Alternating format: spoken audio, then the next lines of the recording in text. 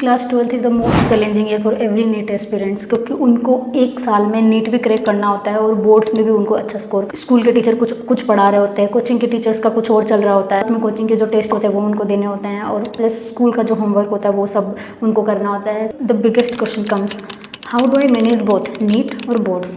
क्या नीट के लिए अलग से पढ़ना पड़ेगा या बोर्ड के लिए अलग से पढ़ना पड़ेगा, और इतना टाइम है नहीं।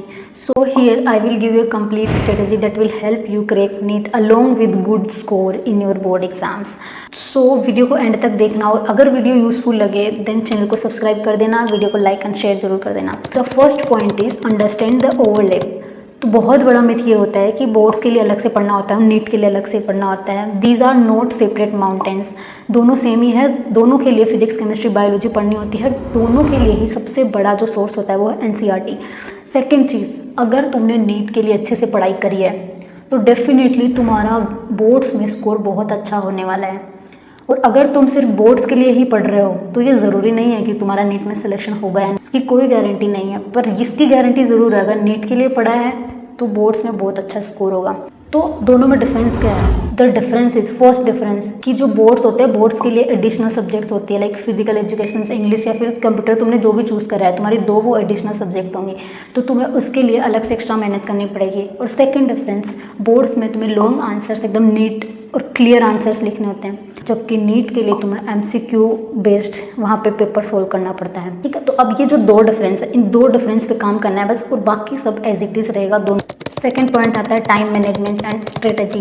तो कैसे पढ़ना है सारी चीज़ों को, टाइम को कैसे मैनेज करना है। पॉइंट, सबसे पहला पॉइंट तुम्हें क्या करना है, यहाँ पे जितना भी सिलेबस तुम्हारे बोर्ड्स में आने वाला है उस सिलेबस को पीवाईक्यू देखने हैं सारे, और उस पीवाईक्यू से तुम्हें वहाँ पे कलेक्ट करना है कि किस में ज़्यादा वेटेज है, किसका कम वेटेज है। तो ज़्यादा वेटेज है उन टॉपिक को एक नोटबुक में लिख लेना है। ठीक है, फर्स्ट चीज़ तुम्हें यहाँ पे करके रखना है। और अब तुम्हारी जो एग्ज़ाम होगी बोर्ड्स की वो मोस्ट प्रोबेबली मिड फेब से मार्च स्टार्टिंग के टाइमिंग में होगी। तो अब तुम्हें दिवाली के बाद नवंबर तक तुम्हें बहुत ज़्यादा फोकस करना है 11th पे, नीट के लिए प्रिपरेशन करनी है। ठीक है, और जब एग्ज़ाम के सिर्फ 2 महीने तुम्हारे पास रहेंगे तब तुम्हें थोड़ा 12th पे ज़्यादा फोकस करना है। ठीक है, तो उससे पहले तुम्हें 11th का फोकस कर लेना है। तो क्या करना है, तुम्हें दिवाली की छुट्टियों को अच्छे से यूज़ करना है, और उसके बाद में नवंबर तक 11th का पूरा सिलेबस है वो अच्छे से करना है, ज़्यादा फोकस वहीं पर रहना चाहिए। तो तुम्हें लेक्चर्स देखने हैं किसी भी यूनिट के, जो भी तुम कर रहे हो लेक्चर्स देखो, उस लेक्चर्स के नोट्स पढ़ो, और वहाँ पे उसके सारे पीवाईक्यूज लगाओ और क्वेश्चंस लगाओ, मॉक टेस्ट। और जो वीकली होते हैं वो तुम्हें कोचिंग का जो टेस्ट मिलता है वो तुम्हें वहाँ पे देना है। तो ऐसे करके तुम्हारा 11th का सब्जेक्ट तीनों, फिजिक्स केमिस्ट्री और बायो। और सबसे ज़्यादा तुम्हारा जो मेन सोर्स होने वाला है वो एनसीईआरटी रहने वाला है। तो एनसीईआरटी को सबसे पहले प्रायोरिटी पे रखना है तुमको। ठीक है, तो अब जब एग्ज़ाम के 2 मंथ रहें तब तुम्हें ज़्यादा फोकस 12th पे करना है। ठीक है, अब 12th को कैसे पढ़ना है, सेम बायो, फिजिक्स, केमिस्ट्री तीनों को एनसीईआरटी मेन रखना है। यहाँ पे बायो की एनसीईआरटी पढ़नी है, कुछ नहीं समझ में आए लेक्चर से हेल्प लो। केमिस्ट्री के लिए, तीनों केमिस्ट्री के लिए एनसीईआरटी मस्ट। ठीक है, लेक्चर्स देखो, लेक्चर्स के नोट्स पढ़ो, क्वेश्चंस प्रैक्टिस करो बहुत ज़्यादा। फिजिक्स के लिए सेम, लेक्चर देखो, क्वेश्चन प्रैक्टिस करो। अब बोर्ड्स के लिए तुम्हें एक एक्स्ट्रा चीज़ करनी है यहाँ पे 12th के लिए, जब एग्ज़ाम के सिर्फ 2 मंथ बचे। अब वो एक्स्ट्रा चीज़ क्या है? एक्स्ट्रा चीज़ तुम्हें ये करनी है कि जो पीवाईक्यू के बेस पे तुमने जो जो टॉपिक लगाए हैं उन सारे टॉपिक पे जो डेरिवेशंस बनती है फिजिक्स में, प्लस जो सोल्ड एग्जाम्पल है उनको एक नोटबुक में लिखना है, वो अच्छे से करना है वहाँ पे।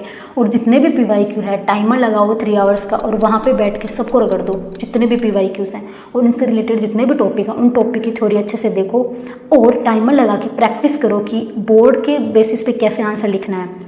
नीट में अगर कीवर्ड्स और कॉन्सेप्ट समझ लिया तो एमसीक्यू वहाँ पे आंसर हो जाते हैं, बट बोर्ड्स में पूरा लिखना पड़ता है लॉन्ग वे में। तो उसी चीज़ की तुम्हें यहाँ पे प्रैक्टिस करनी है फर्स्ट। सेकंड चीज़, यहाँ पे जो भी तुम्हारे एडिशनल सब्जेक्ट तुमने लिए हैं 2, उन सब्जेक्ट्स को तुम यहाँ पे पढ़ोगे 20 दिन, काफ़ी है 20 दिन इसमें। तो 1 मंथ तुम ले सकते हो, 1.5 मंथ या फिर 20 डेज मिनिमम यहाँ पे तुम कर सकते हो। अब वो जो सब्जेक्ट्स होती है वो इतनी बोरिंग होती है, वो खुद से पढ़ के समझ में नहीं आती। तो उसके लिए क्या करना है तुम्हें, यूट्यूब है ऑनलाइन, तुम उसकी हेल्प लोगे। यूट्यूब पे पूरा इमेजिनेशन करके रियल लाइफ बेस्ड बना के चीज़ों को तुम्हें समझाएंगे, तो वहाँ रटने की ज़रूरत नहीं पड़ेगी, और वो भी जल्दी से कवर हो जाएगा। तो एडिशनल सब्जेक्ट यहाँ से कर लोगे। प्लस थर्ड चीज़, जो प्रैक्टिकल्स होते हैं 12th बोर्ड में, उन प्रैक्टिकल्स को भी तुम यहाँ पे करने वाले हो। अभी जो भी है उसका जो पढ़ना है तुम्हें, या फिर फाइल बनानी है, जितना भी काम है वो यहाँ पे अभी करना है तुम्हें 2 मंथ बिफोर, यानी कि एग्ज़ाम के 2 मंथ पहले तुम्हें थोड़ा एक्स्ट्रा वर्क करना पड़ेगा। और प्लस तुमने एनसीईआरटी पढ़ी है, क्वेश्चन प्रैक्टिस करी है, नोट्स पढ़े हैं, तो नीट का तो तुम्हारा हो गया है तैयारी। पर अभी जो एडिशनल चीज़ है, एक्स्ट्रा जो बचा है, वो तुम्हें यहाँ पे करना है लास्ट में। स्टार्टिंग से उस चीज़ के पीछे नहीं पड़ना है, तुम्हारे नीट पे वहाँ पे कॉम्प्रोमाइज़ हो जाएंगी चीज़ें। और एक लास्ट चीज़ है, मुझे मेडिकल कॉलेज में आए हुए ऑलमोस्ट 4 साल हो गए और 4 साल में किसी एक इंसान ने भी मुझे ये नहीं पूछा कि बोर्ड में क्या स्कोर था, या फिर ना मैंने कभी किसी से पूछा कि बोर्ड में क्या स्कोर था। तो कोई ही नहीं पूछने वाला कि बोर्ड में क्या स्कोर था। नीट में तुम्हारा सिलेक्शन हो गया, तुमने 12th पास कर लिया तो बस कुछ तो फोकस करो यार नीट पे, और एग्ज़ाम के 2 मंथ्स के पहले तुम बोर्ड का जितना भी जो एक्स्ट्रा चीज़ें हैं उस पर काम करो, और डेफिनेटली तुम्हारा बोर्ड में बहुत अच्छा स्कोर आएगा और प्लस तुम नीट भी क्रैक कर पाओगे। ठीक है, so keep studying, bye bye.